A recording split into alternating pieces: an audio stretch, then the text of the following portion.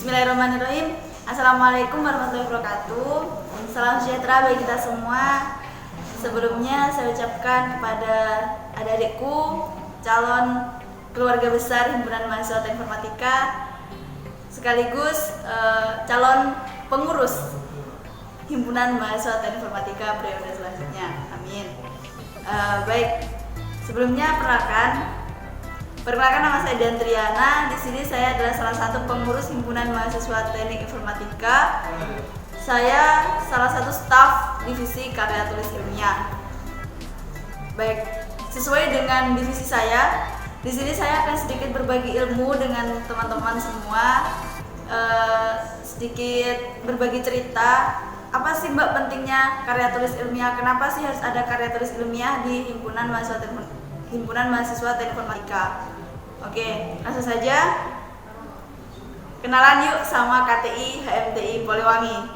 Apa sih Mbak KTI HMTI Poliwangi? KTI HMTI Poliwangi adalah sebuah wadah yang berada di bawah naungan Himpunan Mahasiswa Teknik Informatika yang memiliki tujuan untuk memberikan ruang belajar bagi mahasiswa Teknik Informatika di bidang tata tulis. Jadi di sini KTI HMTI Poliwangi ini kita bukan mengajari teman-teman.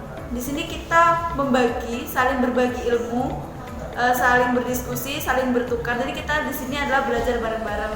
Kita berikan ruang kepada teman-teman yang mau mengembangkan potensi teman-teman di bidang tata tulis ataupun di bidang karya tulis ilmiah, seperti itu. Kemudian di dalam kepengurusan KTI HMTI Poliwangi sendiri itu ada 4 struktur. Yang pertama ada koordinator, ada sekretaris, ada staf PSDM, dan juga ada staf humas. Langsung saja kenalan yuk sama pengurus KTI HMTI Poliwangi. Baik, di sini adalah pengurus KTI HMTI Poliwangi angkatan 2018. Yang pertama pasti ada koordinator divisi karya tulis ilmiah, yaitu Kak Anissa Nur Indayani. Kemudian saya sendiri sebagai staf PSDM karya tulis ilmiah HMTI Poliwangi, yaitu Diantriana. Kemudian ada juga staf humas di divisi karya tulis ilmiah, yaitu Kak Sandi Agus Triyono. Kemudian ada juga dari kepengurusan angkatan 2017, yaitu ada Agung Wahyu Widodo, ada Nurul Hidayati Novitasari, dan juga ada Ila Rizkia. Tahun 2019, jadi teman-teman, di kalender Ristek Dikti itu ada salah satu event bergengsi yang diperebutkan oleh seluruh mahasiswa di seluruh Indonesia, yaitu di Pekan Kreativitas Mahasiswa Nasional. Nah, di sini adalah kegiatan kita kemarin, dan Prodi Teknik Informatika tahun 2019 menjadi salah satu prodi yang menyumbangkan proposal terbanyak di seleksi kampus Politeknik Negeri Banyuwangi, yaitu sekitar 150 lebih proposal yang kita kirimkan di lomba internal Politeknik Negeri Banyuwangi. Jadi untuk kita bisa meng-up atau mengirimkan proposal kita ke nasional, sebelumnya kita harus melewati seleksi di tingkat internal, yaitu Poliwangi.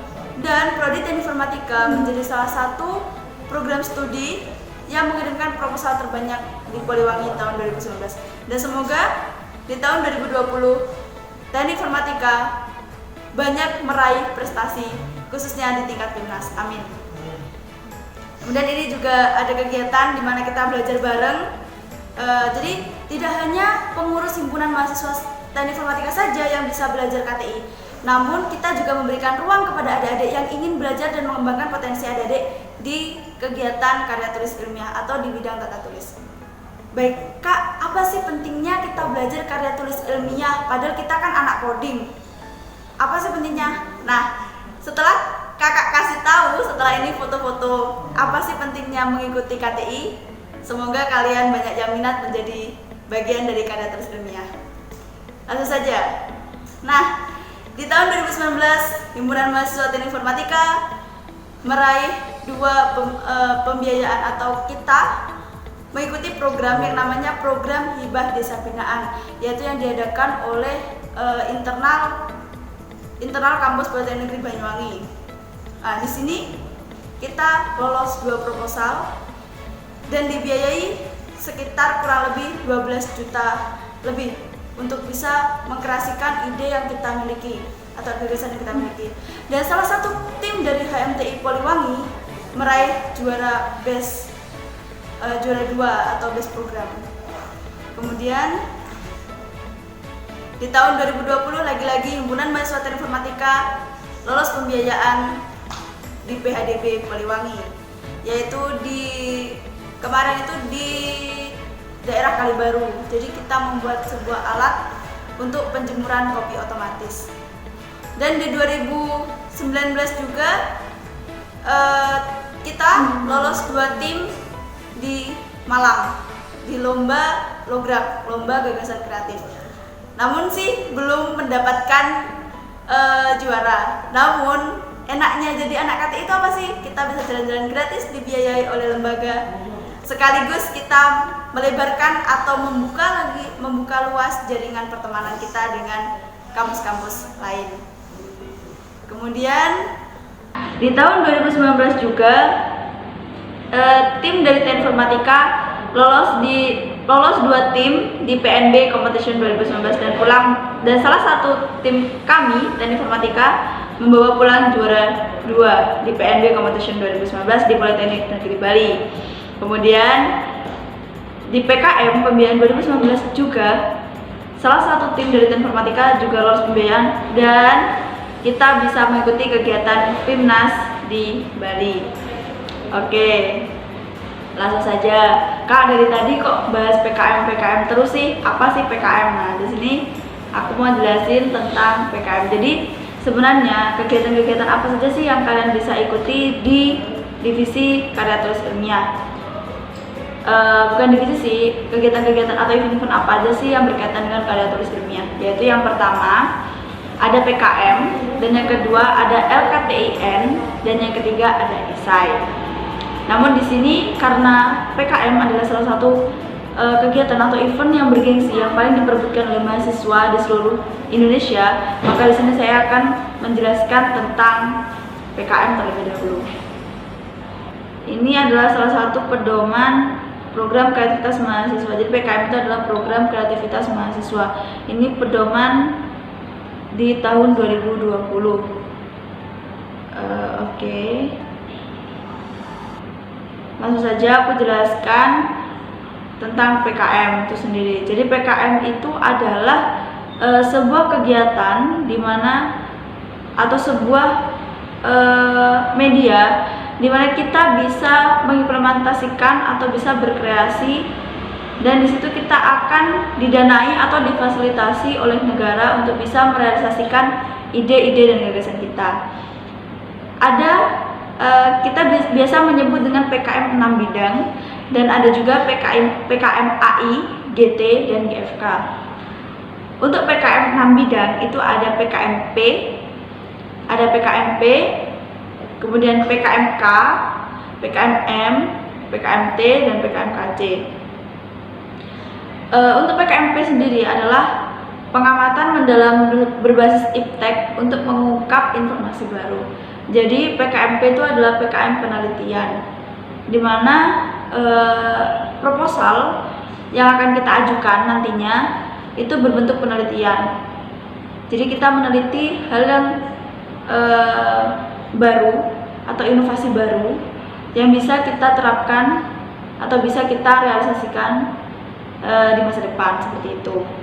Kemudian ada lagi PKMK, yaitu produk iptek sebagai komunitas usaha mahasiswa. Oke, untuk lebih jelasnya, nah di sini ada pendanaan. Jadi untuk PKMP itu pendanaannya 5-12 juta, untuk PKMK itu 5-12,5 juta, dan seterusnya. Nanti kita akan share di grup teman-teman dan teman-teman bisa membacanya lebih detail lagi.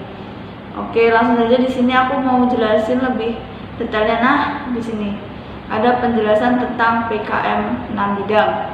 Yang pertama PKMP atau PKMPE, yaitu bertujuan untuk mengungkap hubungan sebab akibat, aksi reaksi, rancang bangun, perilaku sosial, ekonomi, pendidikan, kesehatan, budaya, baik dalam aspek eksperimental maupun deskriptif.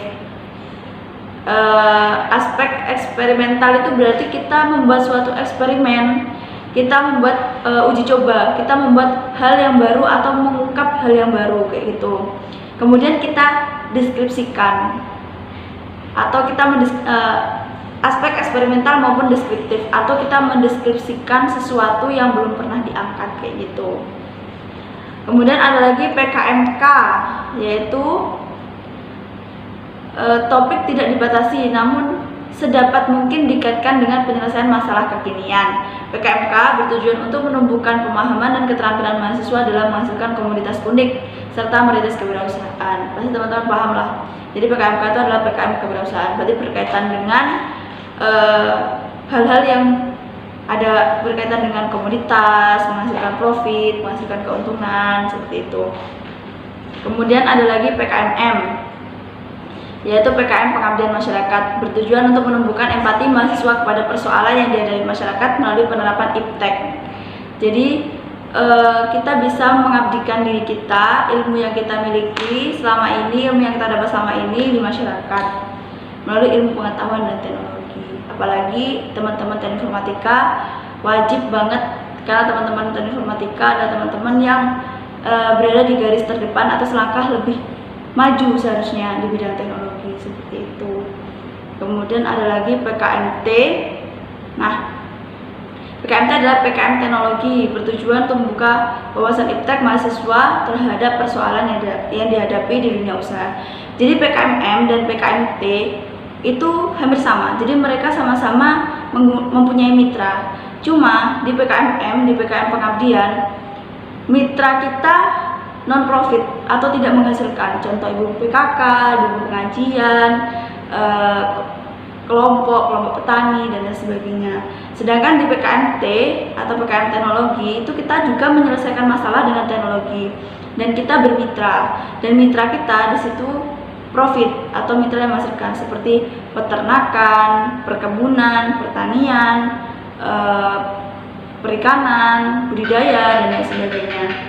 Kemudian ada lagi PKMKC atau PKM Karya Cipta, bertujuan untuk membentuk kemampuan mahasiswa mengkreasikan sesuatu. Jadi kita mengkreasikan sesuatu atau membuat sesuatu, namun di PKMKC kita tidak perlu mitra, biasanya tidak menggunakan atau tidak berhubungan dengan mitra. Kemudian ada PKMAI, PKMGT dan PKMGFK. PKMAI bertujuan untuk memberi pengalaman mahasiswa menghasilkan karya tulis ilmiah. Biasanya merupakan program menulis artikel ilmiah yang bersumber dari hasil kegiatan akademik lainnya dalam bidang pendidikan, penelitian, atau pengabdian masyarakat. Jadi biasanya PKMAI ini penulisannya itu bersumber dari hasil kegiatan akademik, bidang pendidikan, penelitian, maupun pengabdian kepada masyarakat.